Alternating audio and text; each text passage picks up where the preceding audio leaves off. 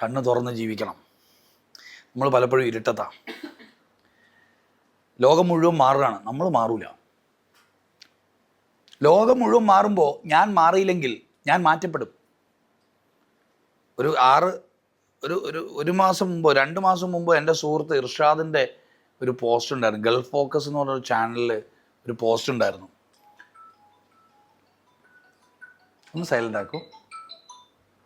If I am not wrong, ജുമേറയിലാണ്.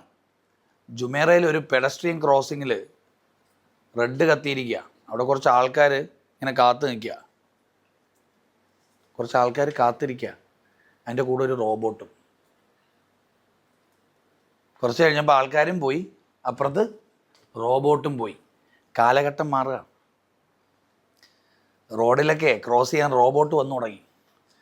നാളെ നമ്മൾ വിചാരിക്കും നമ്മളെല്ലാം സേഫാണ്. കരിയറിൻ്റെ മോഡലൊക്കെ മാറുകയാണ്. ടെക്നോളജി വരികയാണ്. പുതിയ പുതിയ സാങ്കേതിക വിദ്യകൾ വന്ന് AI പോലുള്ള ആർട്ടിഫിഷ്യൽ ഇൻ്റലിജൻസ് പോലുള്ള പല ChatGPT പോലുള്ള പല സോഫ്റ്റ്വെയർസും പല ടെക്നോളജിയും പല കരിയർ പ്രൊഫഷനെയൊക്കെ റീപ്ലേസ് ചെയ്തുകൊണ്ടിരിക്കുകയാണ്. നമ്മളിങ്ങനെ ബലം പിടിച്ചിരിക്കും. നമ്മൾ മാറൂല കേട്ടാ. കൊന്നാലും നമ്മൾ മാറൂല. നമ്മൾ ഇതല്ലേ നമ്മൾ മാറും. നമുക്ക് എങ്ങനെ മാറാൻ പറ്റുക? നമ്മുടെ നിലപാടല്ലേ. ഞാൻ പറയും, ദൈവകൽപ്പന അല്ലാത്ത എല്ലാ നിലപാടും ഒരു മനുഷ്യൻ ജീവിതത്തിൽ മാറ്റിക്കൊണ്ടേയിരിക്കണം.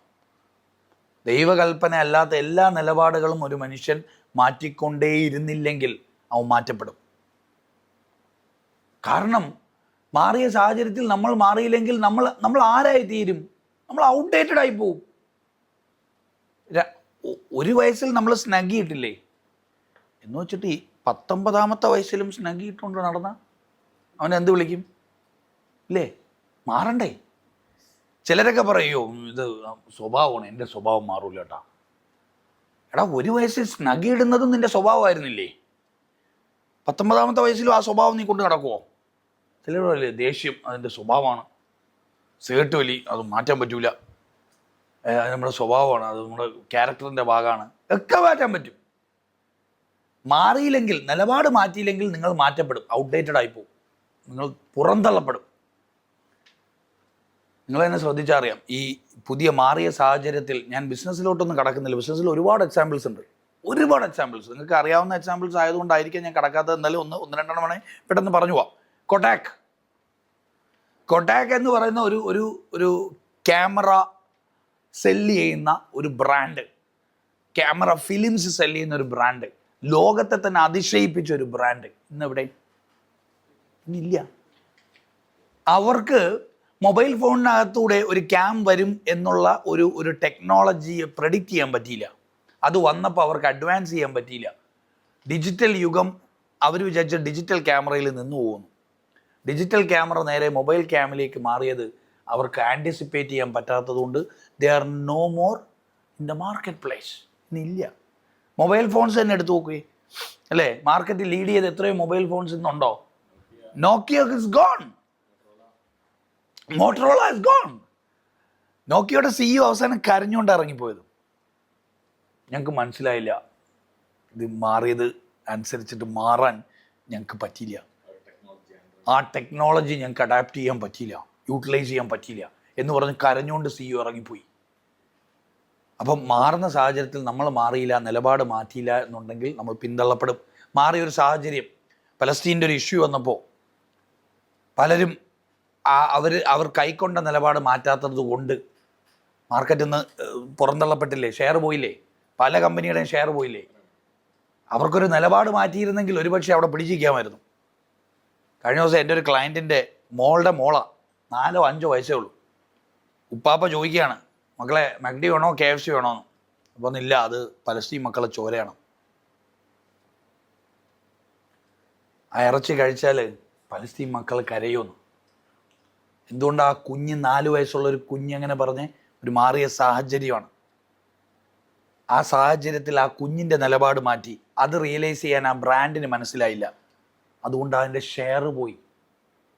ഇപ്പോഴും സ്ട്രഗിൾ ചെയ്യാം പല സ്ഥലത്തും.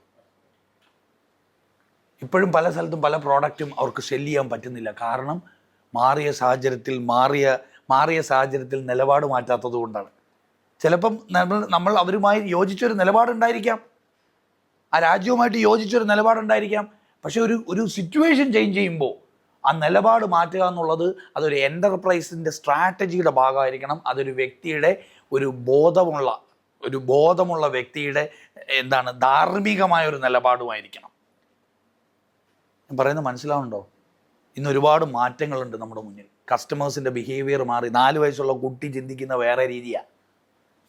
ആ കുട്ടിയുടെ ചിന്ത മുതൽ ബിസിനസ് ഓണറിൻ്റെ ചിന്ത വരെ മാറി എന്ന് നമ്മൾ മനസ്സിലാക്കണം. ആ മാറിയ ആൾക്കാർക്ക് എന്ത് പുതിയ രീതിയിൽ എൻ്റെ സർവീസ് കൊടുക്കാം, എങ്ങനെ ബ്യൂട്ടിഫുള്ളായിട്ട് കൊടുക്കാം, എങ്ങനെ വ്യത്യസ്തമായി കൊടുക്കാം എന്ന് നമ്മൾ കണ്ണു തുറന്ന് കാണണം.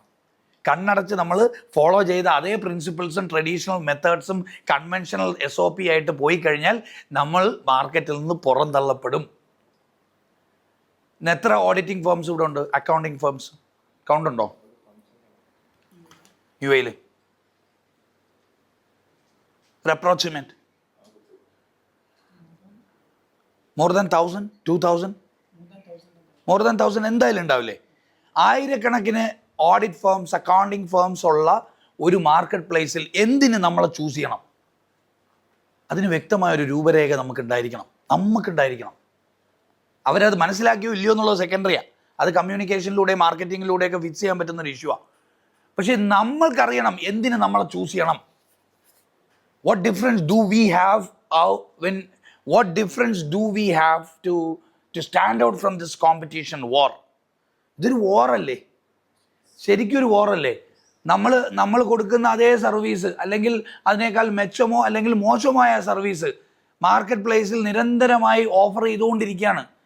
പലരും കോമ്പീറ്റ് ചെയ്യുന്ന പ്രൈസിലാണ്, സർവീസ് പ്രൈസിൽ കോമ്പീറ്റ് ചെയ്യും.